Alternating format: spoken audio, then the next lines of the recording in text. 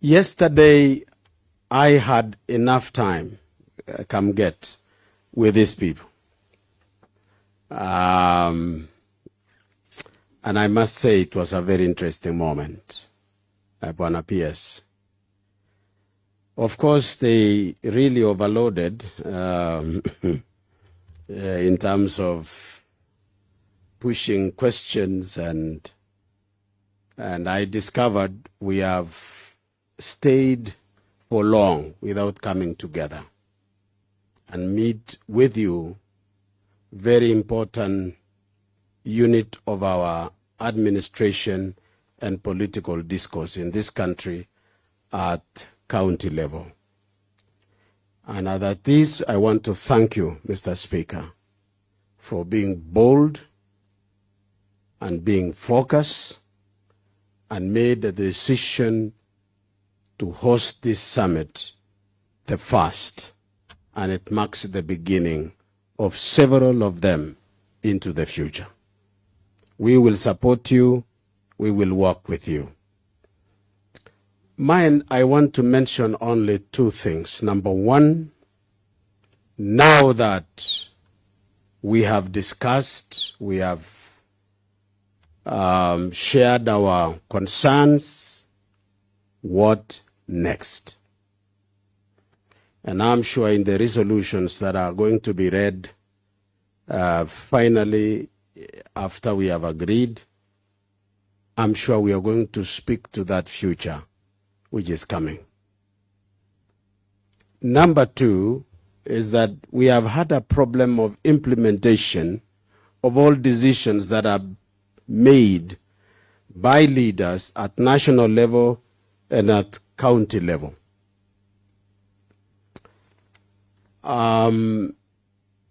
One of the reasons that made our governments to be stable in East Africa soon after independence, especially with the two countries led by Kenya, was the provincial administration. It became the backbone in the administration. There were some excesses which led into complaints that came up one way or another. But in the implementation of government policies, the administration was very effective in terms of coordination of projects. And I think after the rearrangement of our governance in our constitution, we were faced with a choice whether to do away with the provincial administration and remain with the new system of governance, and we were defeated because it almost created a loophole. And when we say let us have it, we are still not clear. Bwana PS, my view and my opinion, because all of us who come from ASAL areas, who occupies about 85% of this country in terms of landmass, we are regimental in behavior. And if you want to manage us, we believe in order. And if you want to destroy societies in ASAL area, I'm a student of anthropology, deny them social order. When you remove social order from our community, it is the shortest route to destroy us. We believe in a regimental way of leading. So you hear them, when Commissioner, they are talking about generations. This question of Gen Zs is not ours. We don't call our generations Gen Zs. That is a bonus of social construct. These young people who appear to run in the street, we have a generation set. These are the Chumeg and the Nyongi. So we are able to tell the Nyongis, please, can you go slow? Teche motirio, teche tarusha, ole teche ngo. Umoga senata. Anamoga simbogot. Teche tarusha, ole lio. Ole teche motirio. That is regimental. And we work very well when government is clear in its policies of social management. So, Bwana County Commissioner and the Office of Governor, after we have discussed the agreements and resolutions that we will put forward administratively, I wish to appeal, Bwana Pierce, that this administration group is moving like a moving target in government. It's not where it is. In my opinion, let it be where it used to be, so that the command, sometimes it is in public service, sometimes it is in a little corner here, sometimes in another corner here. We would like to feel them working with the counties and make the government policies work. Take, for example, the issue of SHA. The implementation is hitting at, we had the authority come to Parliament, you remember, in Naivasha. And the authority itself could not explain itself as to why SHA is working in point B and it's not working in point A. If we made use of the administration across the country with a network, working with the counties, this thing would have been implemented in 3 months, and it is done. But meanwhile, before that policy can be spoken to, because it is the prerogative of the president and the advisors of government, Bwana County Commissioner, we are a community, a cosmopolitan community of Tugen, the Iljamus, and other communities. I am appealing that the office of the governor works with you and use your chiefs, that the SHA registration be done. We don't need to reinvent the wheel. It is there. The governor's office provides political goodwill. You provide the technical administrative approach. We will register these people one day. Kanga girwag in the sub chief. Na mi village mangembi. Job suit korgo bonte ni kote mene ko registeren SHA. Hii ni tabia gani? So ngisom boisi ebiju. Moga ngogo no reason no visio. Yeah, I listened to him some few hours ago when we were in the holding room, and I said, we have a government officer here. Bwana Pierce, you can angaika aktukuga national gitwe kinigo in one touch.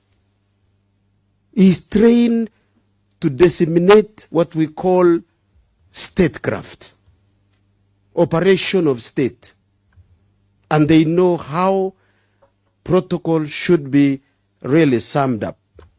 So without really mixing and having a problem when a speaker, how do we mobilize people? There is a resource here.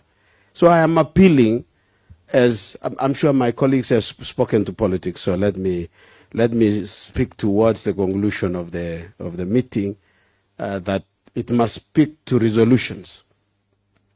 MCAs, you have the capacity of selling or providing a political goodwill as much as the MPs do. But what you do not have is the capacity of implementation. Because it's in implementation that comes the rebuke, comes the punitive side, which you don't want to stray into, because it disturbs political expectation. So, kimaje amri ya chief, wale watu yote unahitajika kupanga laini na kujiregister. You yourself as a mwanasiasa unakaa mbali kwa hiyo. Lakini kukuita mkutano alafu tusungumuse ile haina commitment yoyote. The only commitment ni wangapi wanakubali, weka mkono juu. Lakini serikali inasema ni wangapi hawajaregister, we will come for you. You know, that's a different thing. Yani tuulise kwa nini hamujaregister? Do you have a problem in finances? They say yes. Then in SHA, they say serikali inalipa. Sindio? Na inachunguzwa ni nani hana uwezo. So my appeal, Bwana PS, because you are here and you are the guest, let us find a way of using the provincial administration in the implementation of national projects that we have. Because what county government has been given by law, no one, unless they are assisted technically. But what is being passed on by the national government, we are expecting the national government officers to carry out. And when we don't remember, help us, Bwana County Commissioner. Usiseme waja wanaolala walale, bora nakula mshahara. Sasa itakuwa immoral. Na Mungu binguni lazima ataulisha wewe ikifika siku yake.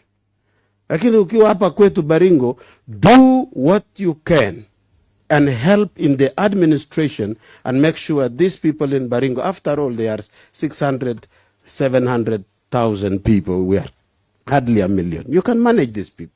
We can manage ourselves and work with the communities that follows. That is my view, and I thought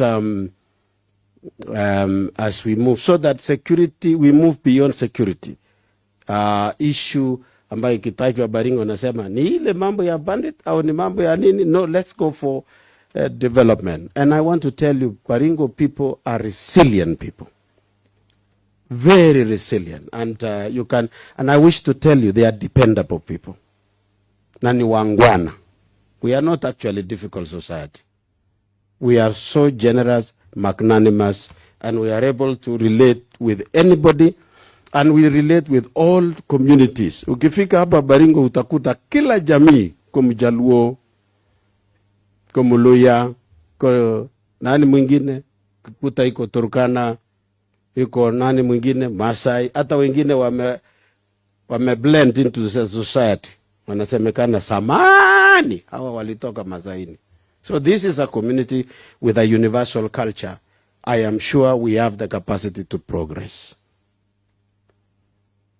Finally, as politicians, more used to say, siasa mbaya, maisha mbaya. So let us try our best. Kwamba we be objective, as we have always do, but we need to do better so that we synergize. Mumesikia wajumbe wote vile wameongea, hamna hata moja wanavita. But we recognize ambitions that exist amongst us. But let us not allow ambition to overrun the main objective of being a politician and a leader in your community. What did we say yesterday? Don't work about the future, lakini it is about now. Si ndio tumesema? Yani ni sasa. Yani usiulize kiti ambacho inakuja wakati unakitia sahi. I was told of a story samani kuhusu mbwa ambaye alikuwa na cross the bridge. Alafu akicross akajiona kwa maji. Akaona ni mbwa mwingine anabeba nini? Mfupa. Na kumbe ni yeye. Sasa akataka kufungua mdomo kuchukua hata ile iko in the mirage. Please don't release your bone to a mirage. Hold it tight, maana hiyo ndio yuko naye na ni asai. Fanya ile unaweza sahi and do it like you will never do again. By the time we finish 5 years, our productivity can be accounted. You can be able to determine how it is. With that, I want to wish you all the best, our brothers and sisters at county, as we serve in the national.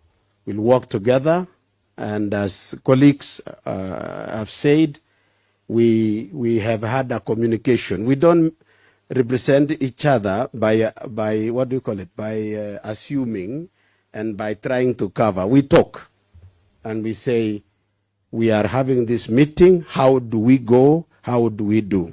Once again, I want to congratulate you, Bwana Speaker, and we look up to you at county level because of your constitutional mandate. It's not a question of who, but who has the law favored in having to plan for such a meeting. You have a way of doing it at county assembly. You can accommodate the hosting of such meeting without violating laws in terms of your expenses. Now, this is part of the